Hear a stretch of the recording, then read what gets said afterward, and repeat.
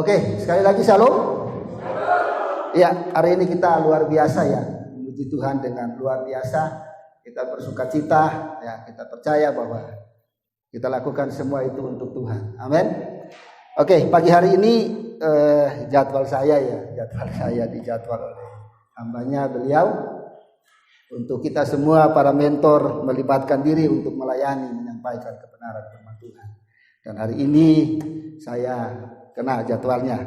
Oke, kita akan masuk dalam kebenaran firman Tuhan. Saya kasih tampil dulu. Sudah boleh tampil ya? Oke.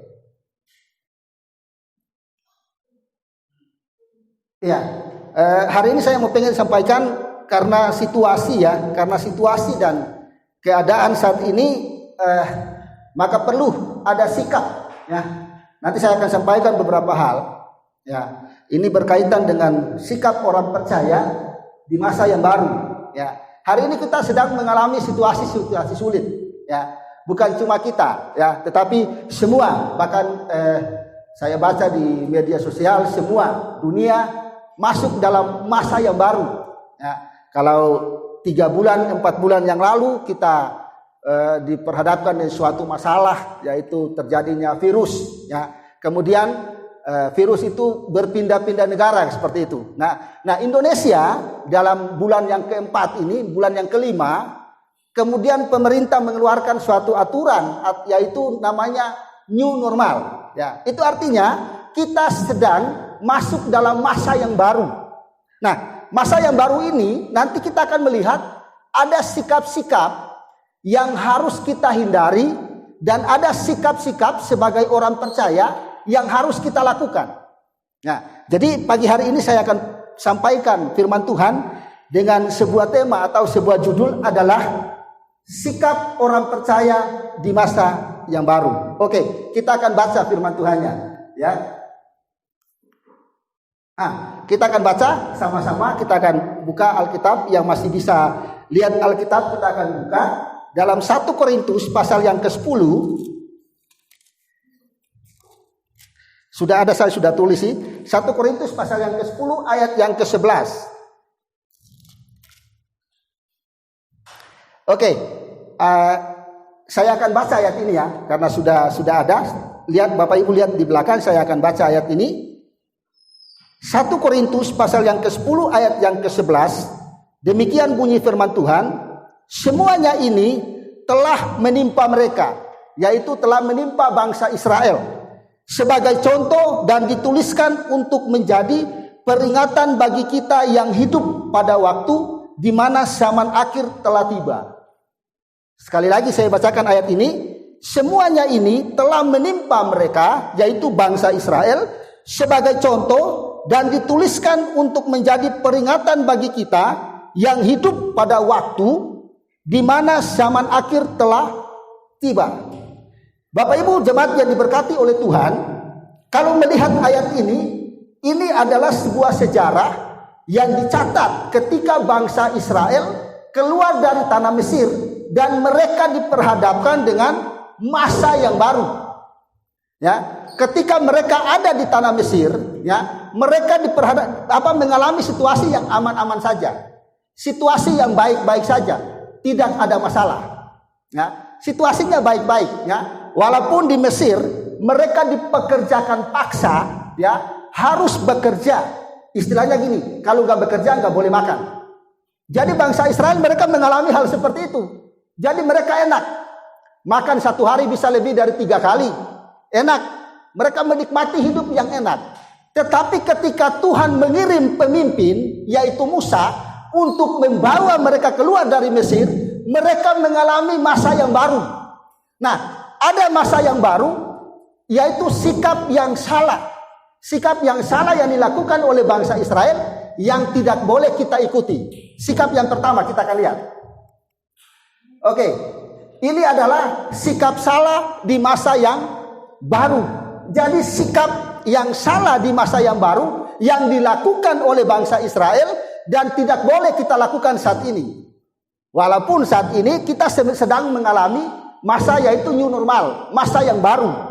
Masa yang baru itu pastinya kita saat ini boleh melakukan aktivitas, tetapi ada aturan, ada syarat. yang harus kita ikuti. Nah, bangsa Israel punya sikap yang salah ketika mereka hidup di masa yang baru. Sikap yang pertama. Oke, saya kasih tunjuk. Ini sikap yang pertama. Lanjut. Nah, sikap yang pertama yang dilakukan oleh bangsa Israel, ini sikap yang salah, yaitu mereka persungutan. Ya, persungutan. Jadi bangsa Israel kalau kita lihat, ketika Musa bawa mereka keluar dari tanah Mesir, itu mereka dalam perjalanan mereka bersungut. Justru mereka menyalahkan Musa. Di dalam perjalanan mereka bilang gini, ngapain kamu bawa kami keluar? Kamu mau bunuh kami ya di jalan. Padahal kami di Mesir sudah enak, gak ada masalah. Kami bisa makan enak, bisa tidur enak, menikmati hidup yang enak. Lalu kenapa kamu bawa keluar? Mereka hidup dalam persungutan. Itu saya tulis di dalam Keluaran 15 ayat 23 sampai yang ke-24. Kita baca ayatnya. Jadi sikap yang salah yang pertama, yaitu mereka hidup dalam persungutan. Nah, Keluaran 15 ayat 23 sampai 24 berkata, saya baca, sampailah mereka ke Mara, tetapi mereka tidak dapat minum air yang di Mara itu, karena pahit rasanya. Itulah sebab dinamai orang tempat itu Marah. Lalu ayat yang ke-24, lalu bersungut-sungutlah bangsa itu kepada Musa, katanya, apakah yang akan kami minum? Jadi bangsa Israel, mereka punya mengambil satu sikap yang salah, yaitu dengan bersungut-sungut. Mereka menyalahkan pemimpin mereka. Ya. Jadi sikap yang pertama, sikap yang salah yang dilakukan oleh bangsa Israel, mereka bersungut. Ya. Kalau saya melihat, saya ikuti perkembangan yang ada di luar, semua masyarakat hidup dengan persungutan. Kenapa? Karena mereka mau beraktivitas tidak seleluasa yang sebelumnya. Ini hidup dalam masa yang sikap yang baru. Jadi semua dengan bersungut-sungut. Nah, saya berharap kita di tempat ini nggak boleh bersungut. Ya, sudah dikasih tempatan keluarga bisa berkunjung, walaupun waktunya harus dibatasi karena keadaan memang. Nah, itu yang namanya masa yang baru. Kita terhadapkan masa yang baru. Nah, bangsa Israel ketika mereka ada di Mara, ya mereka bilang gini, kami nggak bisa minum air ini karena air itu pahit. Ya, sikap yang salah yang pertama yang dilakukan bangsa Israel, mereka bersungut-sungut. Ayatnya agak banyak. Saya akan kasih tampil lagi ayat yang kedua. Ya, ini saya ambil. Ya, kita akan lihat sama-sama. Tantangan keterbatasan direspon dengan sungut-sungut. Ya, ketika mereka sedang mengalami satu tantangan, respon dari bangsa Israel dengan kata sungutan. Ya, saya sedikit ambil bahasa isyaratnya seperti itu ya. The people complain again. Moses, what are we to drink? Ya, ayat yang ke-24 ini bahasa Inggrisnya. Artinya yaitu tadi ayat yang ke-24. Nah, saya tulis seperti ini. Bersungut-sungut sama dengan mengeluh. Ya, bersungut-sungut sama dengan mengeluh sambil menyalahkan. Nah, ketika menyalahkan, sudah pastinya sikap hati dan nada bicara itu menyalahkan. Bangsa Israel, mereka menyalahkan Musa. Selain mereka menyalahkan Musa, mereka juga menyalahkan Tuhan. Ini adalah sikap yang salah. Kemudian saya tulis, Israel bersungut-sungut menyalahkan pemimpin dan Tuhan. Pemimpinnya siapa? Musa. Tuhan yang suruh Musa pergi ke Mesir untuk bawa keluar bangsa Israel dari Mesir. Padahal mereka diperbudak. Mereka sana disuruh kerja paksa. Tetapi Tuhan bilang gini, bawa mereka keluar. Nah, bangsa Israel itu menghadapi situasi sikap yang enak di Mesir, bawa keluar sikap yang baru, menderita nggak mau. Ya, sama mungkin kita. Ya, ketika kita, saya biasanya di rumah hidupnya enak, bangunnya jam segini Pak. Saya mau mandi terserah saya. Tapi di sini ketika ada aturan harus ikut. Nah, bangsa Israel harus ikut aturannya Musa.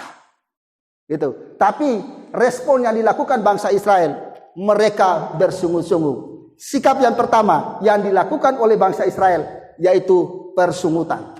Saya lihat dalam bahasa Indonesia sehari-hari. Nanti saya akan tulis ya. Lalu sikap yang kedua yang dilakukan bangsa Israel yaitu mencobai Tuhan. Bayangkan, pemimpin saja mereka enggak menghargai, apalagi ya Tuhan. Ya. Sebaliknya Tuhan saya mereka enggak menghargai, apalagi pemimpin. Nah, sikap salah yang kedua adalah mencobai Tuhan. Bangsa Israel mereka mencobai Tuhan.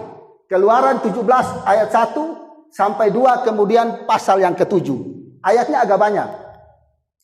Ya, saya baca ayat yang ke-1 sampai ayat 17 yang ke-1 dan 2.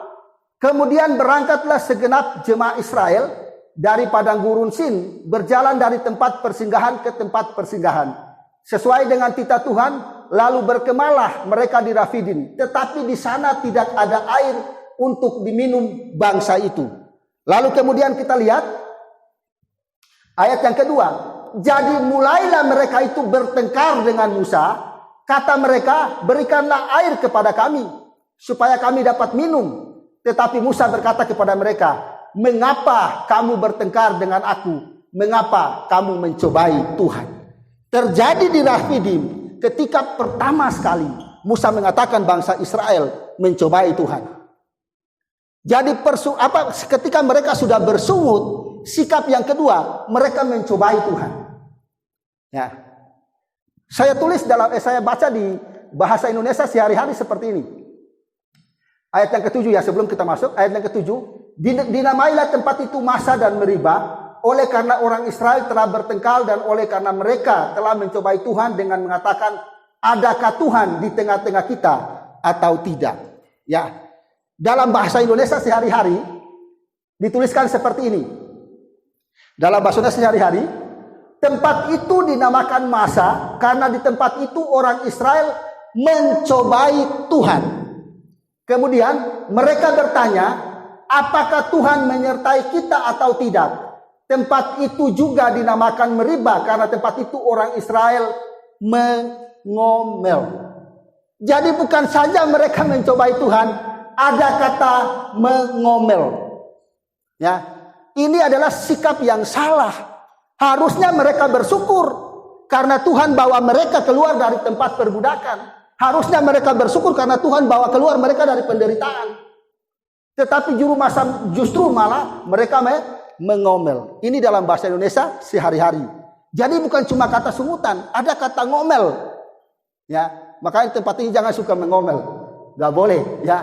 Nah, selain itu, saya akan cepat ya, karena kita ada lihat beberapa hal. Nah, Israel mencobai Tuhan dan bertengkar dengan Musa. Mencobai Tuhan itu sama dengan mempertanyakan kehadiran Tuhan. Mempertanyakan kehadiran Tuhan sama dengan meragukan Tuhan. Jadi bangsa Israel ketika mereka mencobai Tuhan itu sama saja dengan mereka mempertanyakan dan meragukan kehadiran Tuhan dalam kehidupan mereka. Padahal Alkitab berkata ketika pada waktu malam Tuhan mengirim apa? Tiang api untuk menyertai mereka. Pada waktu siang Tuhan mengirim tiang awan untuk mencari mereka. Lalu kenapa mereka masih ragu dengan kehadiran Tuhan?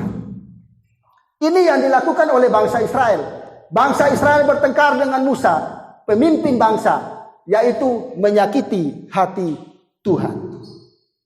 Kalau kita melihat kedua sikap yang salah yang dilakukan bangsa Israel, nanti kita akan lihat sikap yang benar seperti apa. Tapi kita belajar sikap yang salah dulu, ya. Jangan sampai kita saya ragu dengan kuasa Tuhan. Saya ragu dengan pertolongan Tuhan.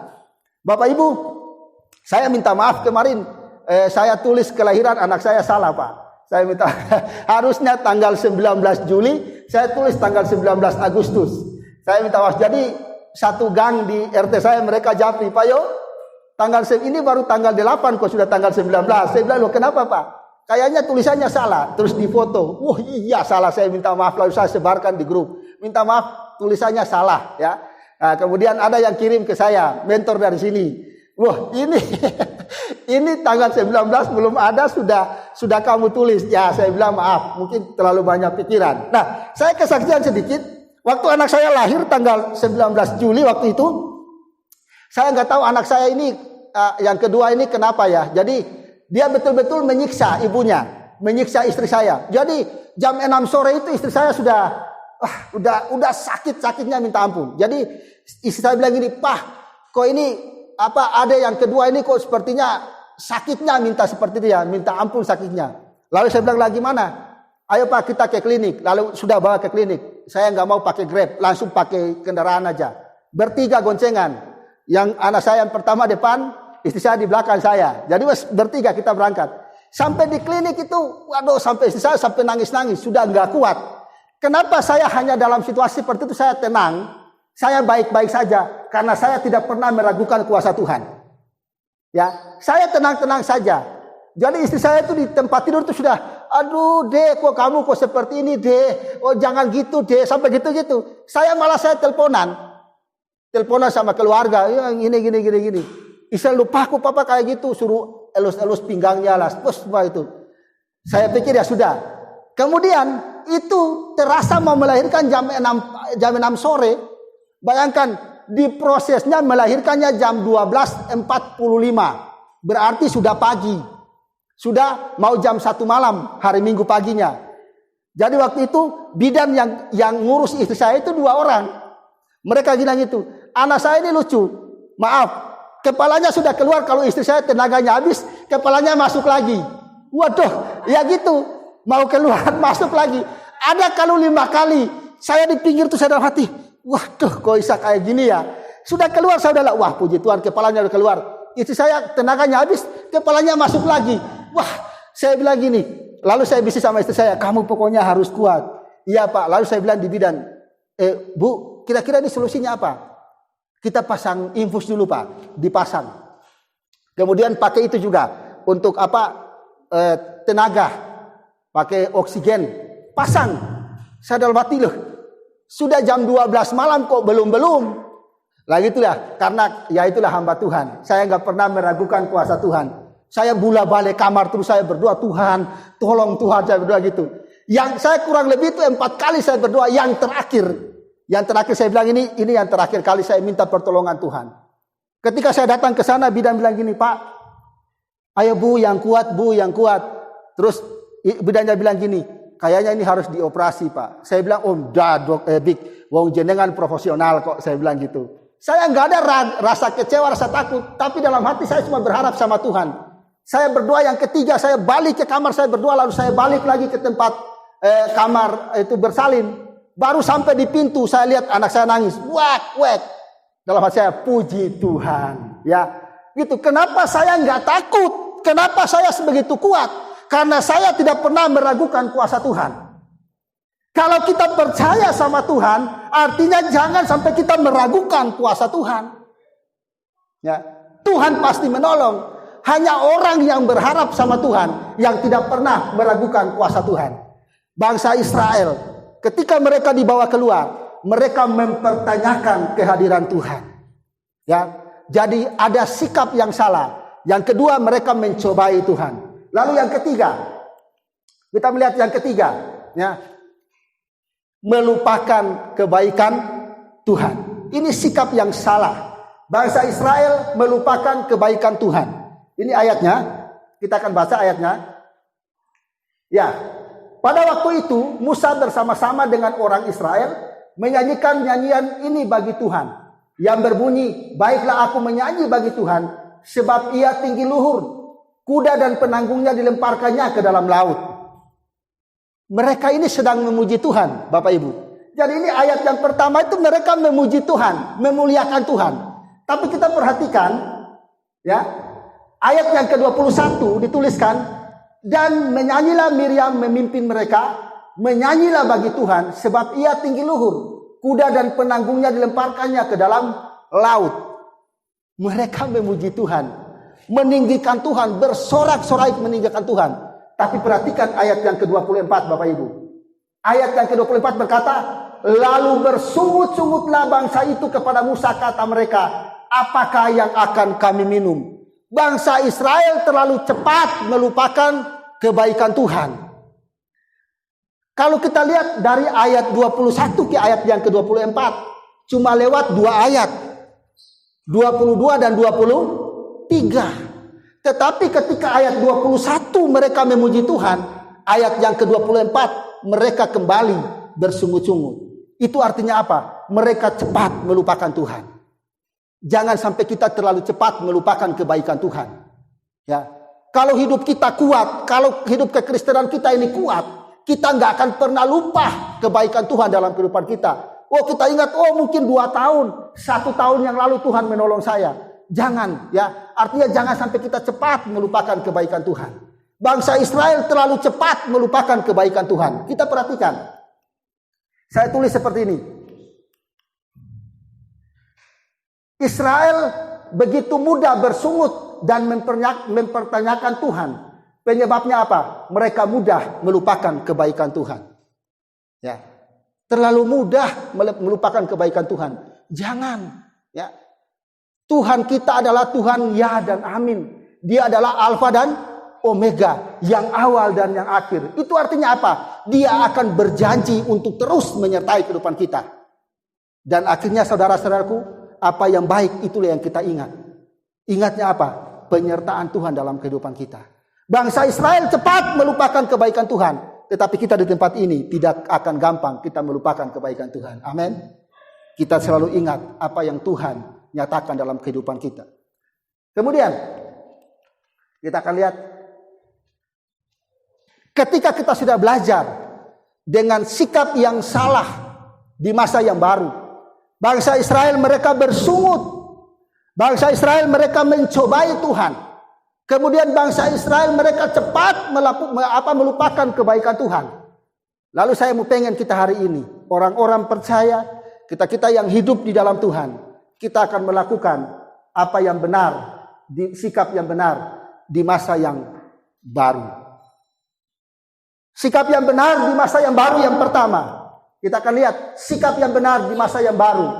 Yang pertama adalah kita mempercayai Tuhan dalam segala hal. Kalau kita berbicara tentang mempercayai Tuhan dalam segala hal, saya lihat di Kamus Besar Bahasa Indonesia, arti mempercayai adalah mempercayai berarti meyakini bahwa memang benar-benar ada. Mempercayai berarti meyakini dan memastikan kemampuan atau kelebihan.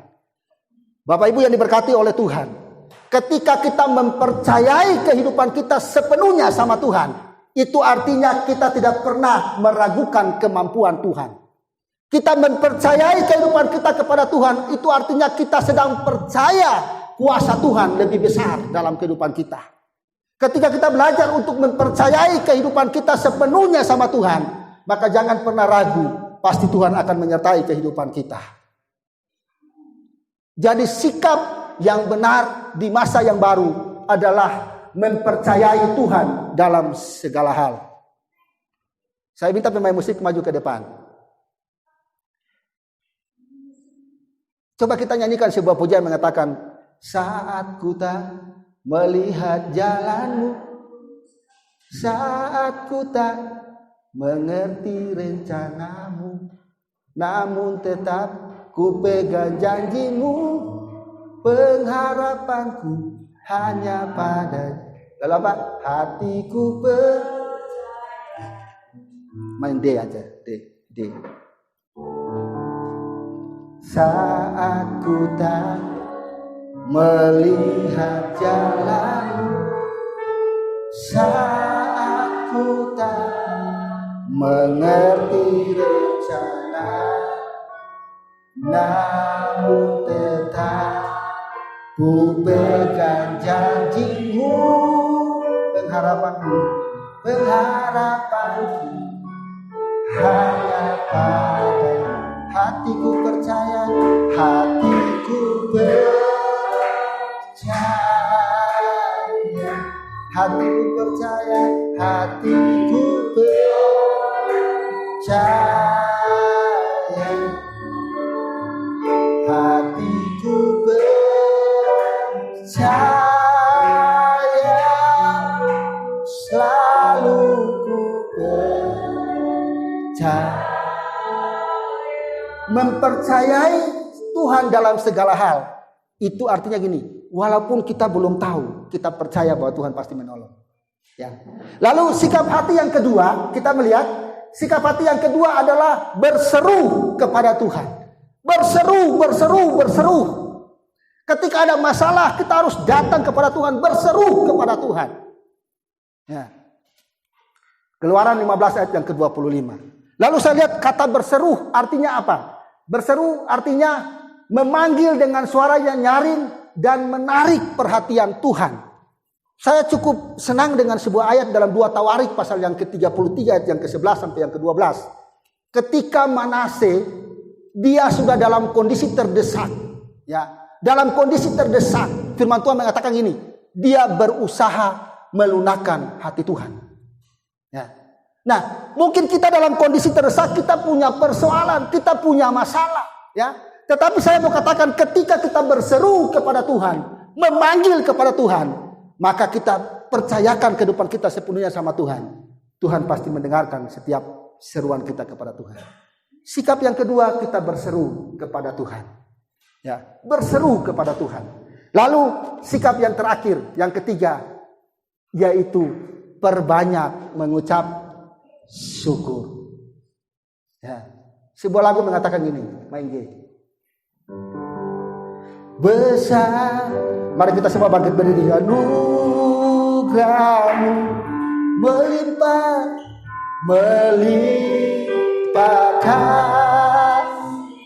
semakin hari makin bertambah besar anugerahmu Tuhan, besar anugerah melimpah kasih, semakin hari semakin bertambah besar anugerahmu. Ketika kita perbanyak mengucap syukur, maka anugerah Tuhan dalam kehidupan kita akan semakin besar.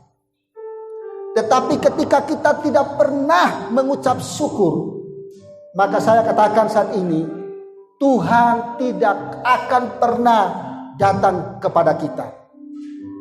Siang hari ini ada sikap yang salah, ada juga sikap yang benar. Kita belajar tentang sikap yang benar. Mengandalkan Tuhan. Taruh semua kehidupan kita kepada Tuhan. Kita selalu bersyukur kepada Tuhan. Berseru memanggil Tuhan. Saya percaya siang hari ini kebenaran firman Tuhan ini